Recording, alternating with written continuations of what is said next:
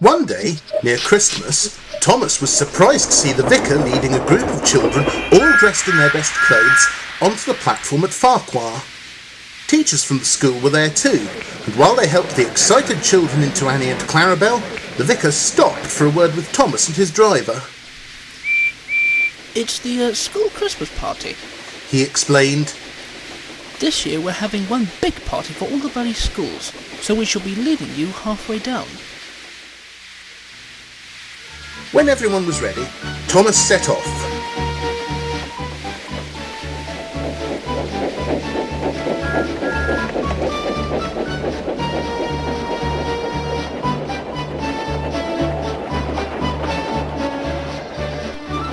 They reached the middle station safely and had to wait for Daisy before going on. Daisy was glad of a rest when she arrived, for she had had a heavy load of children too. The vicar said goodbye to Thomas and went towards the exit. Suddenly, he stopped. A worried look crossed his face, and with the word to one of the teachers, he hurried back to Thomas and his driver. "Oh, this is awful," he said. "I'm stupid and left my costume behind." "Costume, my friend?" asked the driver. "Yes, I'm to gift out the presents, and I was going to dress up as Father Christmas, but I've left my costume in a box on a seat at Farquhar Station." Thomas's driver scratched his head. "Any hope of Daisy getting there and back in time?" he asked. "No," replied the vicar worriedly. "I'm supposed to be ready in 20 minutes. Percy could do it," suggested Thomas. "He's there already. He was shunting when we left." "Well done, Thomas," exclaimed the driver. "I'll go and telephone, and then we must be off."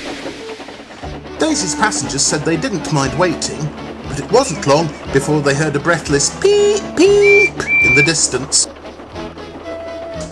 Percy bustled importantly round the curve and stopped beside Daisy. His driver handed the box to the vicar, who thanked Percy and hurried off to the party.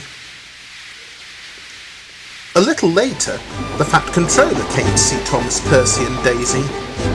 "The vicar of Farquhar and all the teachers," he said, "have asked me to thank you for your quick thinking and for helping to make the children's party a success. We are here to give a service to the public, and it is incidents like this which prove that we do so. I am proud of you all. Thank you, and a very Merry Christmas to everyone."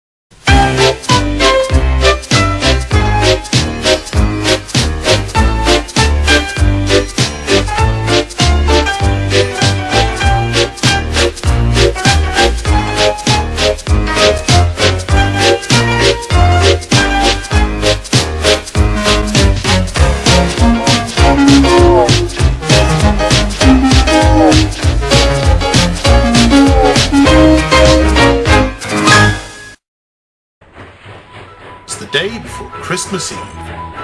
There were to be no trains on Christmas Day and Boxing Day, so Thomas and his friends were looking forward to a nice long rest. It had been cold and misty all day. Now it was beginning to get dark, and Percy, who was standing at the platform at Farquhar, heard a bell ringing. It stopped, and a little later the station master, looking worried, came and spoke to Percy's driver. "You know the plantation near Hackenbeck," he said. The driver nodded. "The plantation lorry has broken down," the station master went on. "They'd just loaded it with Christmas trees for market at Tidmouth tomorrow when an axle broke, and it can't possibly be mended in time." "What do you suggest then?" asked the driver, scratching his head. "That Percy takes some trucks for the stranded trees and then goes on to Tidmouth with them?" "Bother," said Percy. "I was looking forward to my nice warm shed."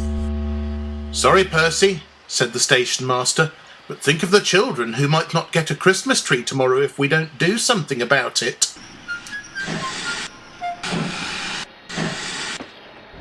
They collected trucks and a guard's van from the yard and set off.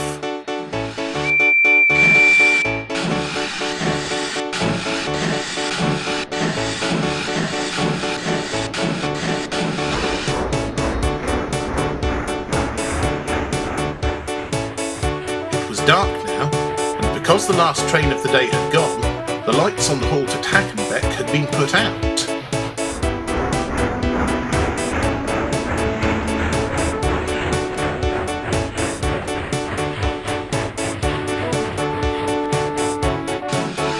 Torches by the line side showed where the plantation men were waiting.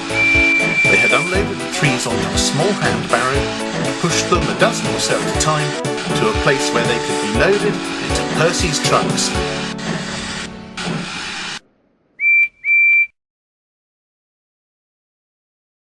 Oh, thank goodness you've come. Said the foreman. Probably saved our bacon, you have, and no mistake. The men loaded the trees as quickly as they could, but it was very cold, and Percy shivered as he waited. But at last they were ready, and Percy puffed off down the valley.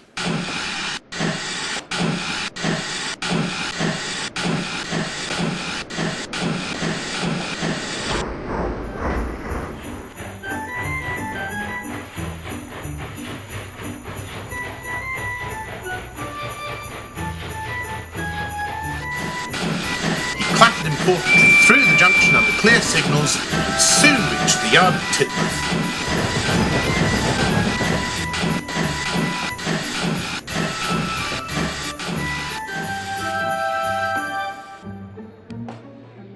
While his men were unloading the trees, the foreman came to see Percy. He was carrying a splendid Christmas tree under his arms. The men and I thought you might like to have this tree in your shed over Christmas, Percy. He said, I don't know what we would have done without you, and I shall write to the Fat Control to say so. Thank you again, and a very happy Christmas to all of you.